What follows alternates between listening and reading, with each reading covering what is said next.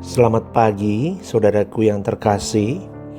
Saudaraku, kegagalan itu adalah pengalaman yang hampir tidak pernah bisa dihindari dalam kehidupan manusia. Betul ya, kita pasti pernah mengalami kegagalan, apapun itu. Dan seringkali kita trauma dengan kegagalan itu. Tapi persoalannya bukan pada jatuhnya seseorang, melainkan pada cara ia memaknai kejatuhan itu supaya kejatuhan itu menjadi pelajaran berharga untuk dia terbang tinggi. Banyak orang berhenti bukan karena mereka tidak mampu melangkah, karena mereka salah menafsirkan kegagalan sebagai akhir dari segalanya. Ada yang berakhir dengan trauma, stres, depresi, dan kepahitan karena kegagalan itu. Bahkan tak sedikit yang merasa bahwa hidupnya sudah berakhir dan hancur, saudaraku. Mungkin saudara-saudari yang mendengarkan renungan pagi hari ini adalah salah satu dari produk kegagalan ini. Kita mungkin pernah berpikir, saudaraku, bahwa bumi kita sudah runtuh ketika kita gagal ini. Tetapi bagaimana dengan kata firman Tuhan?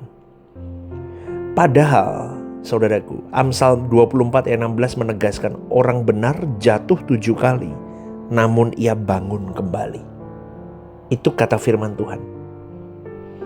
Karena firman Tuhan mau mengatakan begini secara tidak langsung, kegagalan itu bukanlah titik final.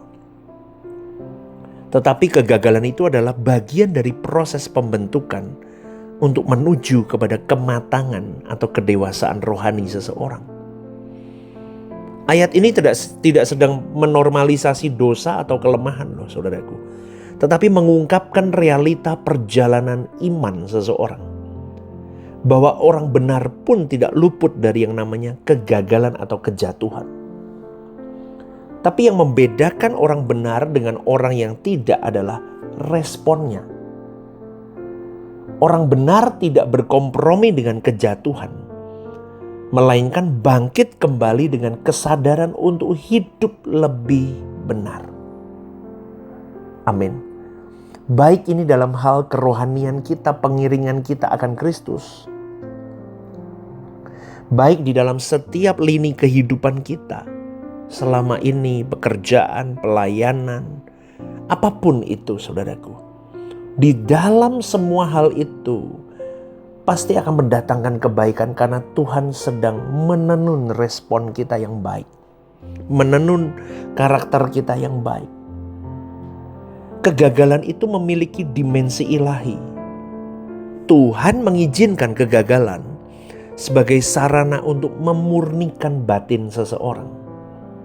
Karena melalui kegagalan seseorang, kegagalan itu bisa membongkar ilusi manusia tentang kekuatan dirinya sendiri atau kesombongan dirinya.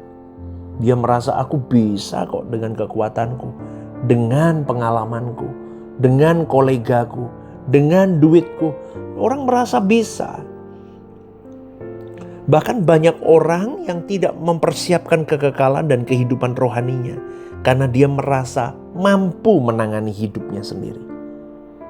Maka kegagalan itu meruntuhkan kesombongan tersembunyi. Kegagalan itu meruntuhkan ambisi-ambisi yang tidak murni. Dan kesombongan itu meruntuhkan ketergantungan pada kemampuan diri sendiri. Amin, saudaraku. Semoga Anda mengikuti renungan ini dengan jelas. Ya, saudaraku, secara psikologis ya, kegagalan itu melukai ego manusia. Karena itu akan menimbulkan rasa malu, menimbulkan penolakan diri, bahkan krisis identitas. Seseorang mulai mengidentifikasi dirinya dengan kegagalannya. Itu kalau kita lihat secara psikologis begitu. Kadang kalau gagal, seseorang bisa berkata begini, aku gagal, aku remuk. Berarti aku bodoh, aku gak layak, aku gak mampu.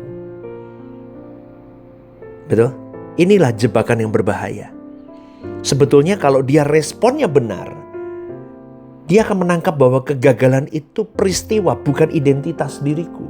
Itu hanya momentum, momen Jatuh itu pengalaman, tapi bukan definisi diri saya. Saya bukan orang gagal. Kegagalan itu momen saat itu aku gagal, tapi identitasku bukan orang gagal. Paham ya saudaraku ya? Jadi kalau seseorang berhenti karena kegagalannya, maka sesungguhnya ia telah kalah bukan karena kegagalan itu sendiri, tetapi dia kalah oleh cara pikir yang salah terhadap kegagalannya. Bahaya, ini banyak yang terjebak di situ. Tuhan tidak pernah merancang kegagalan untuk Tuhan tidak pernah merancang kegagalan untuk menghentikan kita. Nah, ini lebih tepat. Tetapi kegagalan itu untuk mengkoreksi arah hidup kita sebetulnya. Karena seringkali kita berjalan terlalu jauh dari kehendak Tuhan. Jadi boleh saya katakan kegagalan itu adalah satu sekat untuk menahanmu dan menahanku untuk meluncur ke neraka. Hah, pastor kok ngomong begitu? Loh iya. Dengan kegagalan itu karena kita diingatkan kembali untuk kembali kepada kehendaknya. Jangan andalkan kekuatanmu sendiri, nak. Tuhan mau berkata begitu. Jangan kejar ambisi pribadimu, nak. Atau mungkin jangan tidak peka sama suaraku. Ayo kembali, aku mengasihimu. Tapi kan ada orang responnya macam-macam. Ada yang, oh iya ya, makasih Tuhan, aku mohon ampun, aku selama ini jauh karena aku sombong. Orang kalau baru duitnya banyak, baru naik panggung, baru bersinar, wah sombongnya kan minta ampun, lupa daratan. Tuhan ingetin dengan kegagalan. Dan melalui kegagalan itu Tuhan menghentikan kita sejenak. Bukan untuk menghukum, tapi untuk meluruskan kembali jalan kita. Inilah makna terdalam bangkit bersama Tuhan. Bukan sekedar mencoba lagi dengan cara yang sama, tetapi bangkit dengan kesadaran baru, dengan pola pikir baru, dengan karakter baru yang diperbarui, ditabrak dengan kesalahan, dengan kegagalan. Orang bisa berbenah sampai dia sadar bahwa aku tidak bisa hidup tanpa Tuhan. Lah itu artinya bangkit bersama Tuhan. Bangkit berarti mengakui kesalahan tanpa membela diri. Dulu aku salah. Dulu aku jalan dengan kemampuanku, dengan kesombonganku. Aku mengandalkan kolegaku, duitku, pengalamanku. Ternyata gak bisa apa-apa. Hari ini aku bangkit dengan satu kesadaran baru. Aku gak bisa hidup tanpa Tuhan. Amin, saudaraku. Bangkit berarti menerima proses pembentukan tanpa memberontak. Bentuk aku, Tuhan. Ini aku, Tuhan. Apa yang kau mau lakukan, lakukan sesuka-sukamu. Bangkit berarti memilih kembali berjalan di dalam relnya Tuhan. Kehendaknya Tuhan, bukan relku sendiri lagi. Amin, saudaraku. Mazmur 37 ayat 23-24 berkata, Tuhan menetapkan langkah-langkah orang yang hidupnya berkenan kepadanya. Dan ia berkenan kepada jalannya.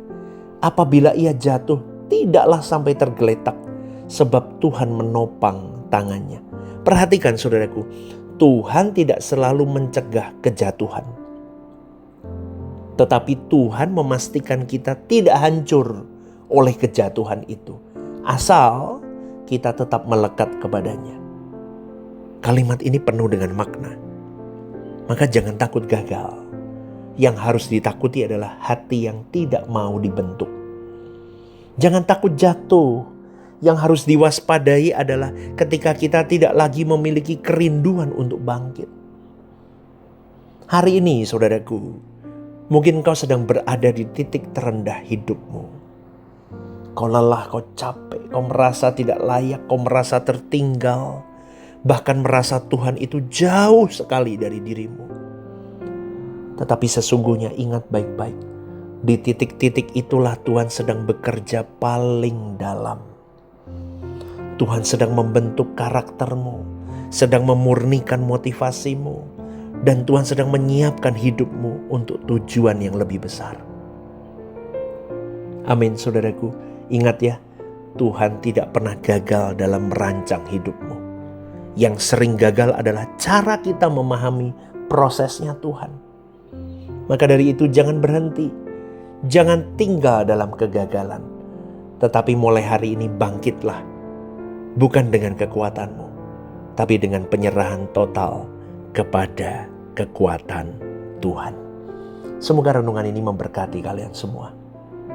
Bangkitlah saudaraku, bangkitlah jemaat Rehoboth Semarang. Kita mau berjuang bersama menyenangkan hati Tuhan. GSKI Rehoboth Semarang, one vision, one heart for harvesting. God bless you.